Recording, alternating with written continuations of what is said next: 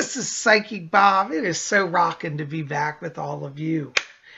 Well, I'm so appreciative of all of you. Thank you for your wonderful patience as I've been away the last few days. I was away. I was out of town visiting with my mom. Not to worry, everything's good. She's doing well, but she just needed me to help her with some things. And I went down and, we had to sort out stuff from my father's estate. And, there's a lot of stuff that happens after a loved one passes. So we were working on that and she's doing okay. I mean, it's going to take time. She's still healing. I mean, she's in grief still. And, but I was glad to be there to support her and to love her and help her with some stuff. So not to worry, Psychic Bob's fine. My mom's fine. Everybody's fine. But I'm back. And I told you guys last week, I said, when I get back, it'll be on Wiccan Wednesday, and we're going to have Wiccan Wednesday. So here we are. Well, today I wanted to talk to you about a fascinating subject. Many of you have seen in the past, I work with the crystal ball. Here's one of my little crystal balls. And many of you love the crystal ball. A lot of you out there own crystal balls.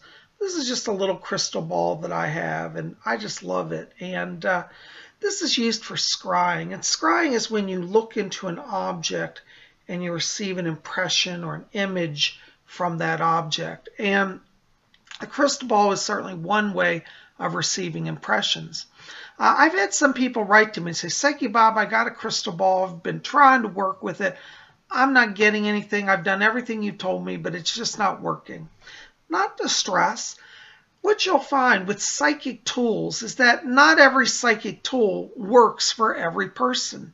And the reason why that is that some people's abilities are just more enhanced by some tools than others. So it's really a kind of a, try it and see if you like it. And that's how you have to be. Some people start with tarot and they find that opens their psychic self, but some people start with crystal ball, that opens their psychic self. Some people open with tea leaves. Doesn't matter what you use, but all of these are tools to access the inner sight of the psychic mind. So if you've tried the crystal and it doesn't work for you, not to fret. I've got a new tool for you. Well, actually, it's not a new tool. It's a very, very old tool. It goes back thousands of years. And this is called the mystical black mirror. Now, some of you have probably seen a black mirror, but for some of you, this may be very new. If you look at this, you can see it is a mirror. It reflects, but it's a black mirror. And some people call this the black mirror. Some people call it the scrying mirror. Some people call it the magic mirror. It has all of these names. So black mirror, scrying mirror, or magic mirror. It's all the same. It's a black mirror. And the black mirror is basically just a piece of black glass, literally. But glass being highly reflective, even in its black form, reflects light. Now, a lot of people say that, they have trouble with the crystal ball. And for those of you who are fascinated by the crystal ball, but just not having a lot of success with it, I would like to suggest you try the black mirror. The black mirror allows you, it's my opinion, the black mirror is my preferred scrying device because it is literally like a doorway into the spirit world. It allows you to go deeper in. And it's not hard to get a black mirror. You can either buy them. If you go to Lady Angela's site, www.rarewiccaspells.com, look up Scrying Mirror. She has these at her site, Scry Mirror. She has little small ones and big ones, all different sizes. But they're made of black glass. Now, so you can get a scrying mirror. Now, one of the things is, though, that you can also make a scrying mirror. And actually, we'll probably have to do a whole different video. But I actually have a whole collection of scrying mirrors. So I'll show you. This is one of the scrying mirrors that I actually made. And as you can see, it's just as nice as the professional ones. And basically, all it is you buy a picture frame. You can have any frame you want. I just like the black frame. And you take the glass out. You paint one side, just one side of it, paint it black. Let it dry. You may have to do about 3 or 4 coats. It takes a few days to make one. And then when the paint's dry, you pop the glass in, but the non-painted side you face out. So the back side is the side that's painted. and it creates a black mirror. Real simple, easy to do, a lot of fun. And you can make these in all sizes. I actually have in my bedroom a giant scrying mirror. It's 4 feet in diameter. It's a giant piece of glass, 4 feet in diameter. I'll have to show you that in another video because right now I've got renovations going on my bedroom, so I can't sit up and film in there. But in the coming weeks, I'll show you my giant black scrying mirror. For now, I thought you'd like to see these. These are nice size mirrors. This one's about a 12-inch, 12 to 14. Actually, let me get my measurement here. Let's find out what this measures. All right, we've got my thing here. Let's see. And this measures actually 12 inches. So as you can see, that's a 12-inch mirror. So wonderful, wonderful size. This is, I would recommend if you're starting with Scry. You might want to get something in the 10 to 12-inch size. It allows you a big enough depth of field to really go into the mirror. But as you get more proficient with scrying and you start to really understand it, you can get smaller mirrors. This is a 5x7 that I made with a picture frame. And the nice thing is you can either look at it like vertically, like a doorway or a window, or you can turn it sideways and it's like a movie screen. So depending on how you relate to viewing imagery, whether a window or a movie screen, you can have a rectangular one or a round one. Doesn't really matter. But the wonderful thing about scrying is that it's a very simple art, and it's an ancient practice. And I'm going to show you here in a few minutes how to set up a little scrying altar and practice with it. Okay, so we're definitely going to get to that in just a minute here. Now, once you get better with scrying and you're on the go a lot, you may find that traveling with a scrying mirror is a little too much. It may be too bulky for your bag or suitcase. Not to worry. The mystic witches of old came up with an even better idea. How about scrying jewelry? Now, let me show you here. This is one of my pendants. I think I showed this to you in another video, but since we're talking about scrying mirrors, this is a scrying pendant that I bought from another witch a few years ago. And it's done out of black onyx set in silver. And it's a wonderful little domed, like a disc, and it has a real deep field. This I can wear on a pendant. And wherever I go, if I want to take and stop, I can just look into it. And because I'm proficient now at scrying, I can look into this and get an image the same as in a big mirror. So once you get used to scrying, you might want to try getting some jewelry. I also have another pendant, which is a little larger here. This is another piece of onyx polished. It's also a pendant, as you can see. So I just put it on a cord and wear it. And isn't that an amazing mirror? So you've got a little scrying mirror that travels everywhere that you go. Now, I got to show you my latest treat. I just got this week. Check this out. This is my newest piece of jewelry. This is a beautiful pewter pendant, and it's got the goddess on it. I don't know if you can see her there. It's a little bit of glare. But there's the face of the goddess in profile. And then at the top here, she's wearing the crescent moon. She has stars around her, done in handcrafted pewter. Now, the secret of this pendant is when I flip it over, check it out. The back side is a scrying mirror, a piece of beautiful polished onyx, black onyx, and it makes a wonderful pendant. So this was made as a scrying pendant. It's called a scrying pendant. So I can wear that every day.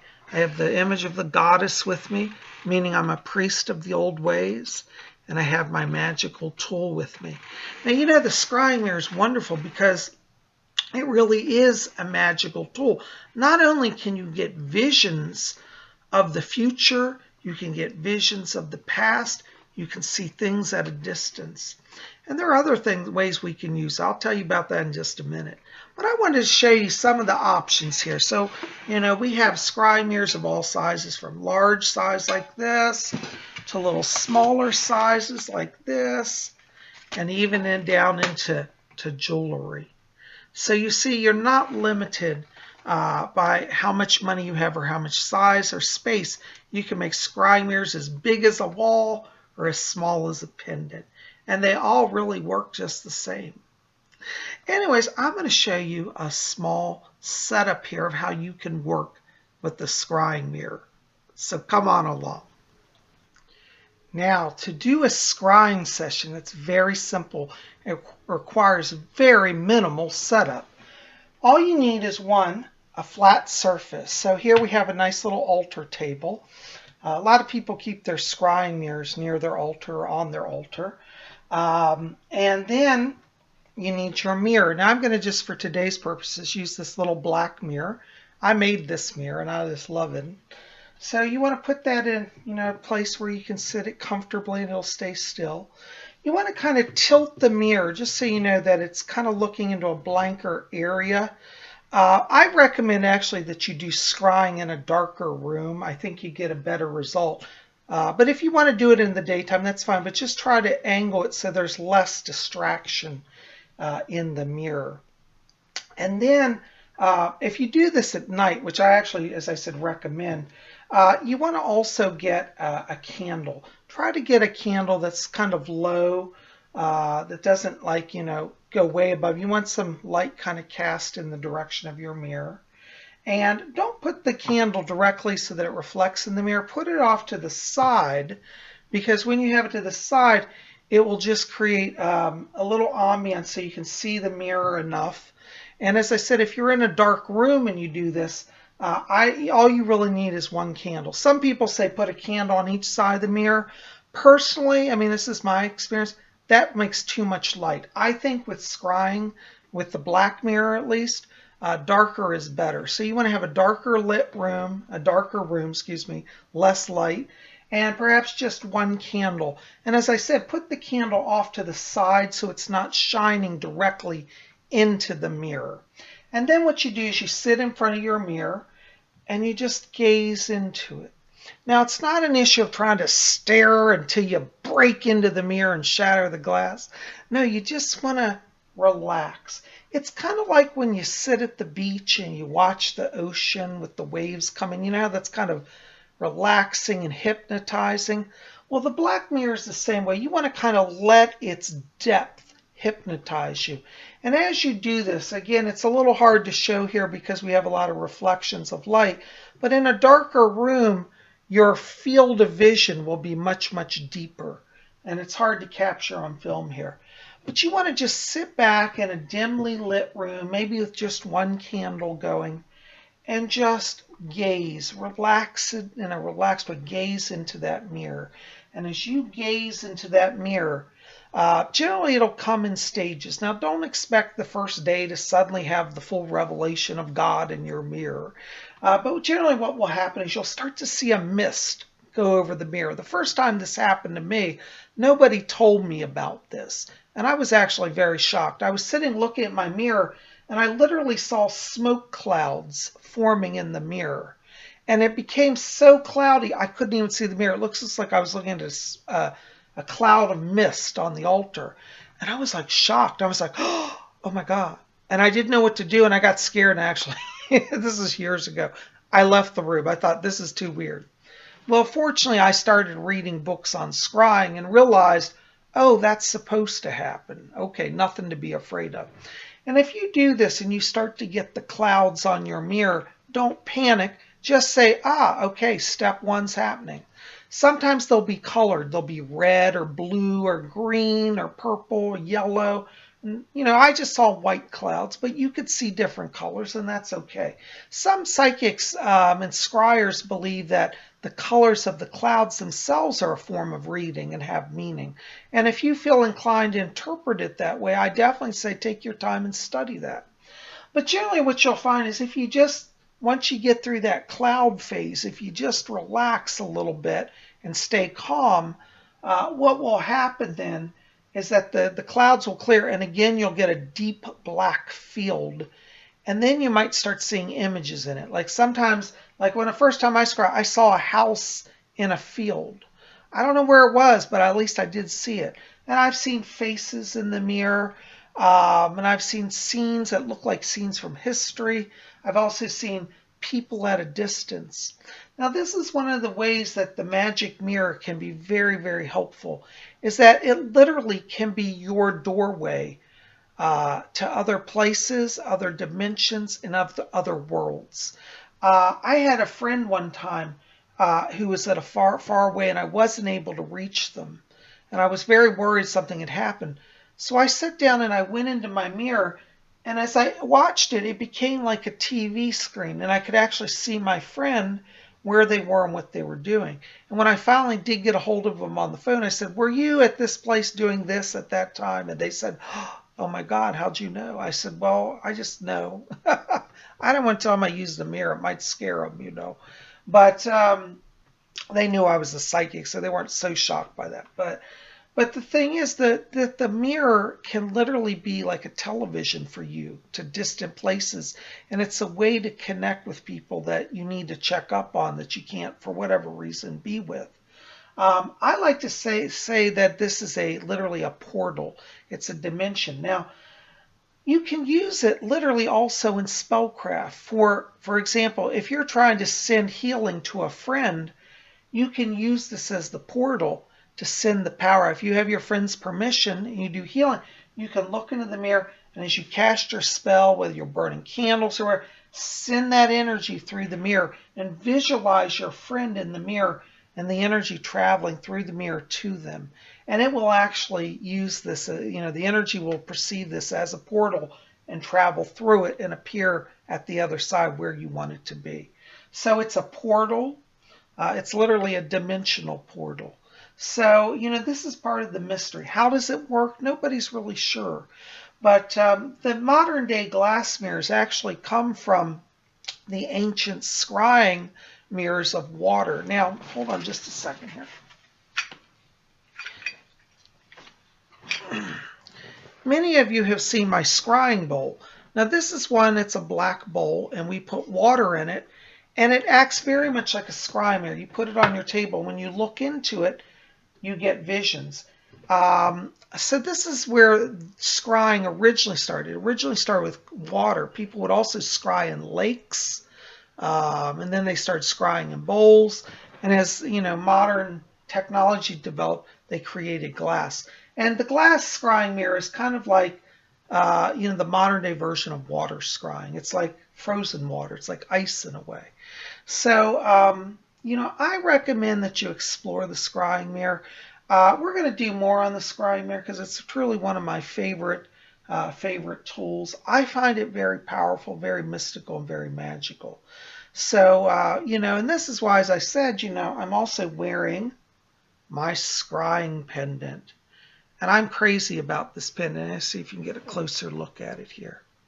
Isn't that beautiful? See, that's a deep mirror. You can just hold that in your hand and just go into it. Now, also I meant to tell you, with the scrying mirror, some people find that they want to hold it on their lap and look into it. And that's fine as well. You can do either way. Hold it close to you on your lap, just put it down, or even lay it flat on a table and look into it. I myself just like it to set up. That's just me. That's how I do it, but you don't have to do it that way. Play with it. Find out a way that works for you, because everybody's different and will relate to the mirror differently. Now, I know I'm going to get some letters. Some people are going to say, "Psychic Bob, I heard this is evil and demons come through the black mirror. And gee, since it's black, it must be evil, right?" Listen, you've been watching too much Hollywood. The scrying mirror, like any spiritual tool, is simply that. It's a tool. It's a neutral device. Same as a telephone. Is a telephone evil? No, a telephone is neutral. You can either use the telephone to call a friend and say, "I love you, I hope you're doing well," and use the phone to do good. Or you can call on the telephone and call in a bomb threat and terrorize people. That's an evil use of the telephone. Now, is the telephone evil? No, the telephone's just a tool. Just like our scrying mirror. Scrying mirror is a tool. So use it for good and you'll get good from it, you see. People say to me, "Oh, aren't you scared looking in that deep, dark mirror at night? Kind of spooky." I don't find it that way. I find it allows me to go into the depths of the spirit world. And it helps me to commune not only with the spirits, but with my higher self, you see. So the mirror is a tool of self-discovery. It's an interdimensional portal. It's a way to connect with loved ones here on earth and in spirit. You know, sometimes when I need to reach somebody, like if I want to reach my mom and I'm worried about her and can't get her on the phone or find out anything, I'll just sit down and go into my mirror and I'll look in on her. I'll say, Mom, are you okay? And I'll see a vision of where she is. And if I don't get a vision, which sometimes happens, sometimes you know you're too nervous and you can't get a vision, then I'll just call. I say, Mom, call me. Mom, call me. And I'll project my will through the mirror. And guess what? 10, 15 minutes later, ring, ring. Mom calls. Oh, I had a feeling I should call you. Is everything all right? And I said, I had a feeling I should call you. You see, so the mirror is a wonderful tool. Use it for good and you'll get good from it. Okay. Anyways, guys, listen, I just want to bring that here for you. I hope that you'll take the time to, explore the scrying mirror, discover the mysteries of this wonderful, magical tool, and let it be part of your life. Now, if you want to get a scrying mirror, you're not so industrious and don't have time to make one, I would really recommend you stop over to rarewiccaspells.com. I'll put the link in the info box below. And Lady Angela has scrying bowls. She has scrying mirrors. She may even have, I think she has scrying pendants similar to this one over there as well. So definitely go over to Rare Wicca Spells and check it out. It'll give you an idea, what other scrying mirrors look like as well. And you can pick one up over there. Anyways, thanks for being here. I love you guys. Sending blessings to you. It's wonderful to be back. Listen, keep it here at Spirit Channel. We got more coming. Tomorrow is Thursday. That means Zodiac Thursday, and we wouldn't want to miss that. Like this video, favorite, share it with your friends. Let's get the word out about Spirit Channel. And if you haven't done so already, hit subscribe. Be part of our channel. We'd sure love you to be here. I'm so glad you guys are here. I send you a lot of blessings. And keep it here. We'll be back here tomorrow for Zodiac Thursday. And we'll see you then. Blessed be.